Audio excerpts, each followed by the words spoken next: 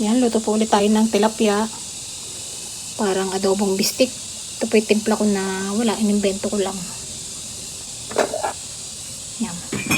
At yung iba ay nandinin na, binabat ko muna siya saglit. At ngayon, ihihiliran natin siya din sa pang.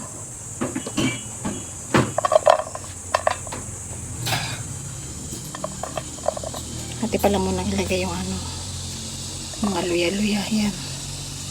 Sibuyas. Ayan.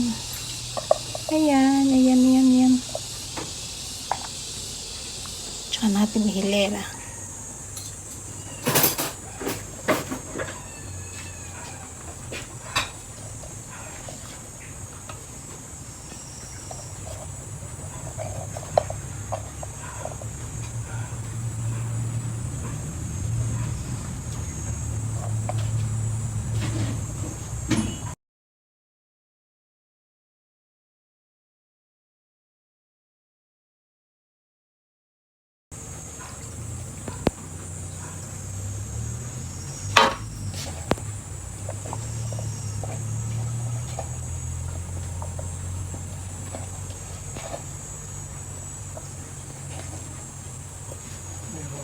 Madali lang tong maluto.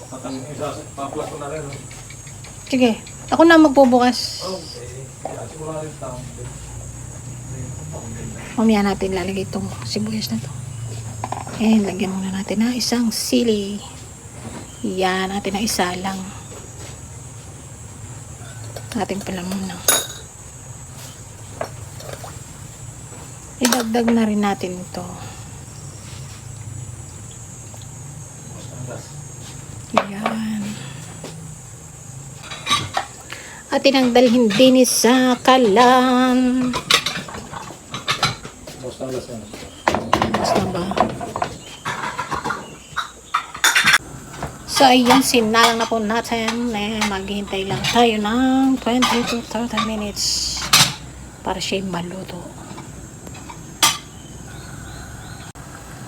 Nilagyan ko na po ng konting water. Hindi ko na napakay ng video. Pero nilagyan ko ng tubig. Konti lang. Siguro mga half cup. Ayan. Luto na po siya actually, pero gusto kong igahin pa ng konti. Pero ilagay na natin tong mga spring onions. Yan. Lagay na natin mga pa-ekik natin. Ayan. Pero malaking sibuyas kaya yan na lang. Pwede naman yan. Yan. Ayan, sarap. At itong dalawang sili pa. Isang malaking sili lang yan. Ayan. Nagmamantika.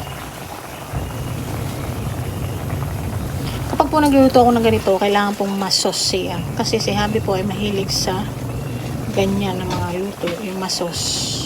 Masosi. May parang sabaw na nga ganyan. Ilipat na natin dito sa lalagyan mo.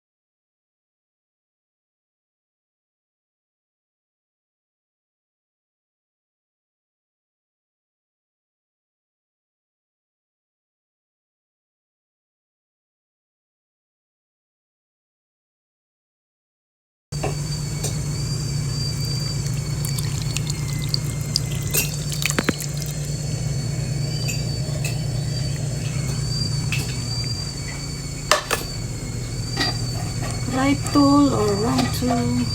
Yeah. Fantastic.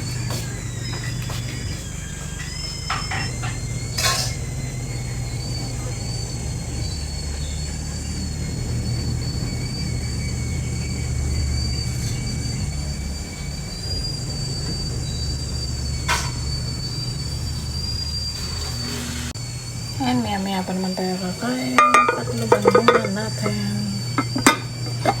Yan.